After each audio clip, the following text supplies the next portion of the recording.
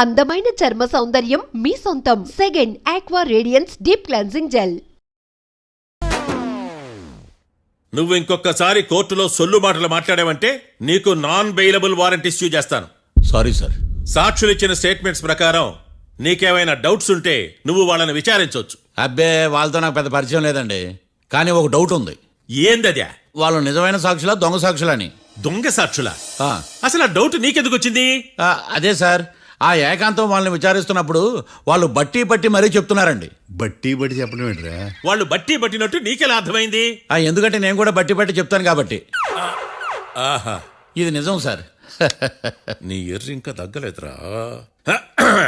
కోర్టులో నిద్రపోయినందుకు గాను defence lawyer Marthandam గారికి 3,000 రూపాయల జరిమానా మరియు 18 గంటలు జైలు రిమాండ్ విధించడమైనది. నీకు దండం రా నాయన. ఈడేనా రోజు జైలుకి వస్తున్నాడా?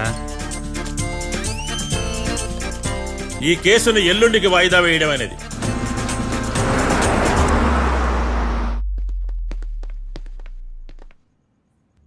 హాయ్. అర్థమైంది. రాత్రి జైల్లోనే మిమ్మల్ని ఇద్దరిని కలుద్దాం అనుకున్నానయ్యా.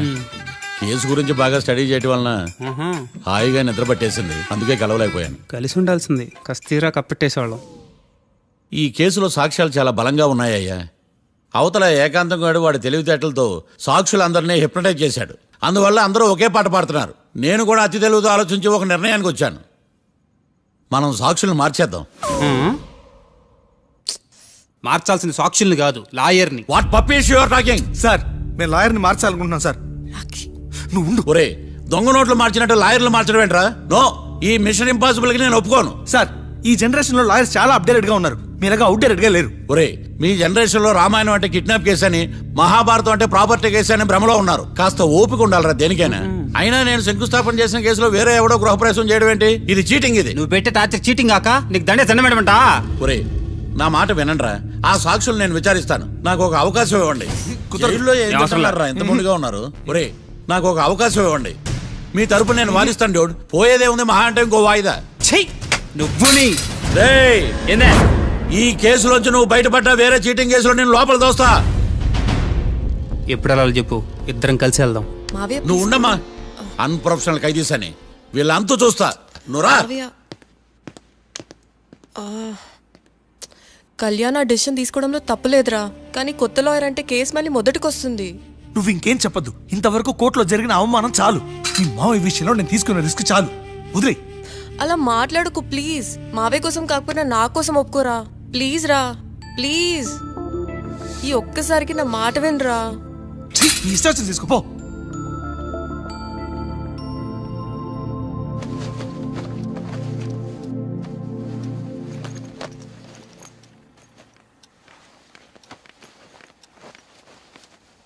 సారీ మావయ్య, వాళ్ళేదో టెన్షన్లో నీతో అలా మాట్లాడారు.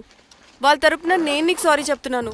ఈ కేసుని వాదించడానికి రాఖీ కూడా ఒప్పుకున్నాడు మావయ్య. కళ్యాణ్ కొత్త లాయర్ని పెట్టుకున్నా నా కోసం రాఖీ తరపున నువ్వే వాదించు ప్లీజ్ మావయ్య.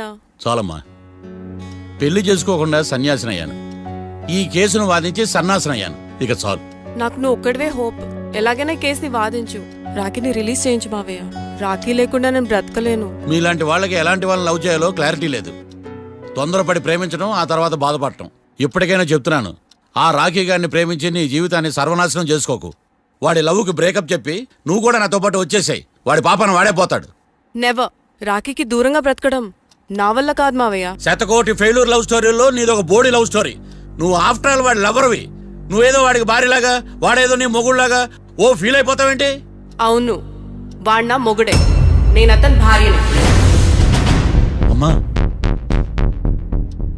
నువ్వు వాడి భార్యవా? ప్రేమిస్తే ప్రాబ్లమ్స్ రావడం కన్ఫర్మా? మనం ఎప్పటికీ విడిపోం. మనం ఎప్పుడు విడిపోకూడదంటే ఏం చేయాలి? దానికి ఒక్కటే మార్గం ఉంది. మనిద్దరం ఒక్కటవడం.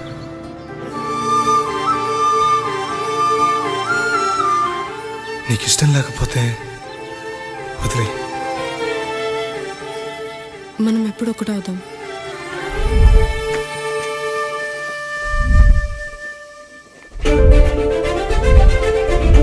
పెళ్ళి అయిపోయిందిగా, ఇంకా మనల్ని ఎవరూ విడదలేరు. నిజంగా ఇక్కడ జరిగిందంతా నాకు కలలా ఉంది. పోనీ రెండోసారి పెళ్లి చేసుకుందామా? రెండోసారి ఫ్యామిలీ మెంబర్స్ని ఒప్పించి చేసుకున్నాం. ఓ అదొకటి ఉంది కదా. ఇలా పెళ్లి చేసుకుంటామని ఎప్పుడు అనుకోలేదు. అమ్మయ్యా, ఓ పని అయిపోయింది. నెక్స్ట్ ప్లాన్ ఏంటి? ఏంటి అప్పుడే మర్చిపోయావా? ప్లాన్ ప్రకారం నువ్వు రేపు మా ఇంటికి వచ్చి మా నాన్నతో మన లవ్ విషయం మాట్లాడు. ఓయ్, రేపు నా వల్ల కాదు. బ్యాంక్ పని మీద కొవ్వూరు వెళ్తున్నాను. ఖచ్చితంగా వెళ్ళాలా? ఆఫీస్ పని కదా, తప్పదు. తొందరగా వస్తావు కదా. హే, 2 డేస్లో నీ ముందు ఉంటాను. I promise.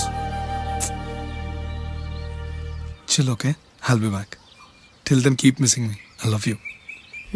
పద.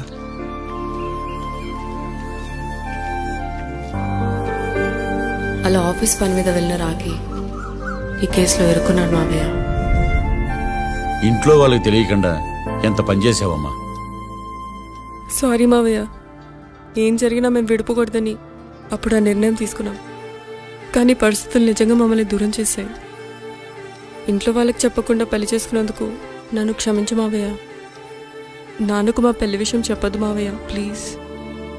చూడమ్మా, మీ జనరేషన్లో మీరు తీసుకునే నిర్ణయాలు మీరు మాత్రమే బాగుండాలని కోరుకుంటారు, కానీ కుటుంబం అంతా కలిసి ఉండాలని కోరుకోరు. ఈ జనరేషన్తో పాటు మనం కూడా మారాలి. నేను దాన్ని కాదన్నాం, కానీ సాంప్రదాయాలు మారవు. వాటిని మనం మార్చలేవమ్మా. నువ్వు జీవితంలో సంతోషంగా ఉండాలన్నదే చనిపోయిన మీ అమ్మ కోరికమ్మా. మీ అమ్మకు తమ్ముడిగా నిన్ను సంతోషంగా ఉంచడమే నా బాధ్యత. నీ జీవితం బాగుండాలని ఈ కేసు నేను టేకప్ చేస్తాను. మీ ఇద్దరిని కలుపుతానమ్మా, ప్రామిస్. మర్డర్ ఎవరైనా చేయొచ్చు, కానీ దాని కేసు నుంచి బయటపడేసే బాధ్యత ఒక్క లాయర్ మాత్రమే చేయగలడు. ఒక్కసారి నువ్వు ఈ ఫైల్స్ చెక్ చేస్తే ఈ కేసుకి హెల్ప్ అవుతుందేమో మావయ్య.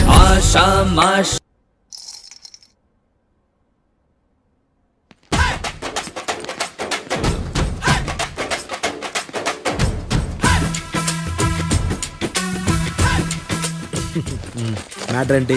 వాడే సార్ నాకు వార్నింగ్ ఇచ్చిందే. మీ వాదన వేగంతో ఈరోజు కోర్టు అంతా తత్తరిల్లిపోవాలా. ఆశపడుతున్నావా? కేసును భూచక్రాల పరిగెట్టిస్తా, జరుగు. నువ్వు బాగా పెద్ద ముదురులా ఉన్నట్టున్నావే. నువ్వు జాలి ఎల్ఎల్బి మరి. చూడు, నువ్వు దద్దని వాళ్ళకి అర్థమైపోయిందిరా. అందుకని ఒక కొత్త లాయర్ని తీసుకొచ్చారు. ఇంక నువ్వు అన్నీ సర్దుకుని బయలుదేరు. ఏ?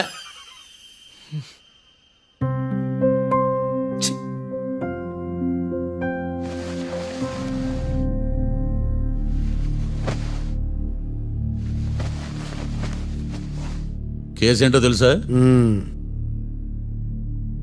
ఈ కేసుని కొత్త లాయర్ మిస్టర్ భేతాళం వాదించడానికి కోర్టు అనుమతించింది. మిస్టర్ భేతాళం, మీ వాదన మొదలు పెట్టండి. నాకు ఈ అవకాశం ఇచ్చిన జడ్జి గారైన జమ్ములింగం గారికి ధన్యవాదాలు. జామేంట్రా? అబ్బో, నువ్వేం టెన్షన్ పడకు, నేను చూసుకుంటా. యువర్ ఆనర్, ఈ కేసులో నా క్లయింట్లు నిర్దోషులు యువర్ ఆనర్. ఈ నెల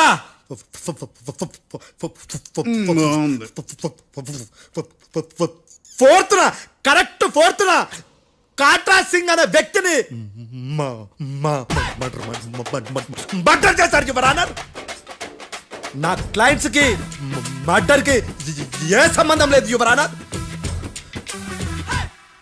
ఈ కేసుకు సంబంధించి పబ్లిక్ ప్రాసిక్యూటర్ గారు సబ్మిట్ చేసిన సాక్షుల ఆధారంగా నా క్లయింట్ అని శిక్షించరాదని ఈ కోర్టును బ్రతిలాడుకుంటున్నాను యువర్ ఆనర్. అమ్మయ్య, ఈ కేసు ఇప్పుడు ఎప్పుడైతే వెళ్దాం. Give me water. బాగా వాదించానని కుళ్ళుని. యో, ఈ నత్తేందయ్యా? భలే వాయించానులే. భలే వాదించా. Thank you your honour. యో, ఏందా వాదించడమా? అంటే కోర్టుకు వచ్చినప్పుడల్లా నాకు నత్తి కొంచెం ఎక్కువైంది. కొంచెం కాదు, కిలోమీటర్ ఉందాడా. నువ్వు టెన్షన్ పెడితే ఇంకా ఎక్కువైంది. ఓ, ఏదో ఒకటి చేసి వాదించవయ్యా. నేను చూసుకుంటా. మీకు ఇలాగే జరగాలి. నేను పరిగెట్టిస్తా. యాడ్ నుంచి వచ్చారా మీరందరా ఒకరి తర్వాత ఒకళ్ళ?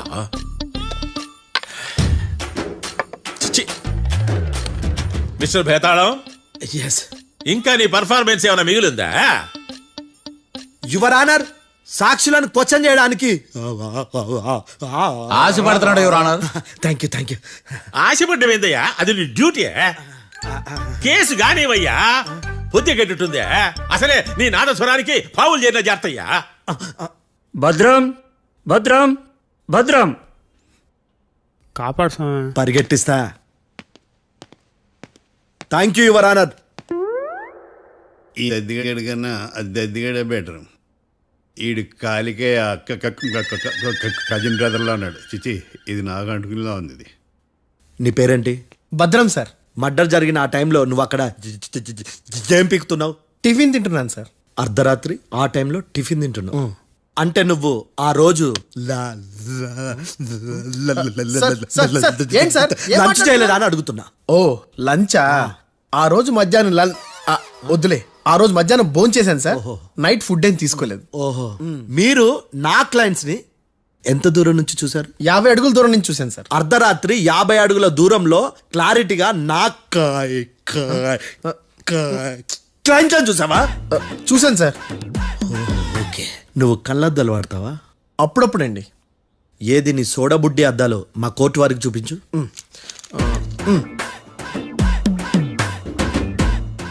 చూపించాలి, లోపల పెట్టు. హత్య జరిగిన రోజు నీ కళ్ళద్దాలు పెట్టుకునే మా క్లయింట్లను చూసావా? లేదు sir. Medical miracle is gone. Notice this point your honour. ఇప్పుడు ఇక్కడ కూడా అద్దాలు జేబులో పెట్టుకొని ఉన్నాడు. ఎస్, ముఖ్యంగా ఈ కేసులో A1 ప్రత్యక్ష సాక్షివి, పైగా సైట్ పేషెంట్వి. కొవ్వెక్కి డాక్టర్ రాస్ ఇచ్చిన కళ్ళద్దాలు పెట్టుకోకుండా నా క్లయింట్లను అంత దూరం ఎలా చూడగలవు? I question your answer. బేతాళం. I question your answer. I say ఇవి రీడింగ్ గ్లాసెస్. వీడికి కళ్ళు దుబ్బాయని ఎలా ప్రూవ్ చేయలేబా? ఎస్, నా క్లయింట్ చొక్కాల గుండెల కలర్ చెప్పగలవా? ఒకటిది నలుపు, ఇంకొకటిది తెలుపు. నీకు అద్దాలు పెట్టుకుంటేనే సరిగ్గా కనిపించదు.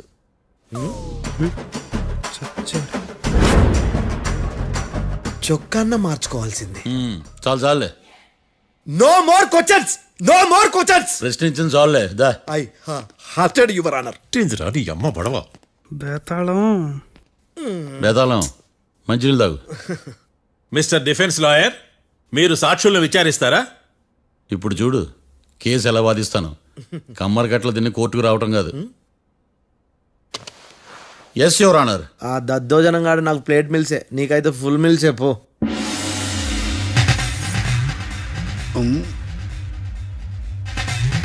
ఈ కేసులోని సన్నివేశాలు, పాత్రలు కేవలం కల్పితాలు కావు. ఇప్పుడు నేను వాదించబోయే కేసు ఎక్కడి నుంచి కాపీ కొట్టలేదు. No animals are harmed in this case of investigation. పొగ త్రాగడం, మద్యం సేవించడం ఆరోగ్యానికి హానికరం మరియు ప్రాణాంతకం. Smoking and drinking is injurious to health. It causes cancer.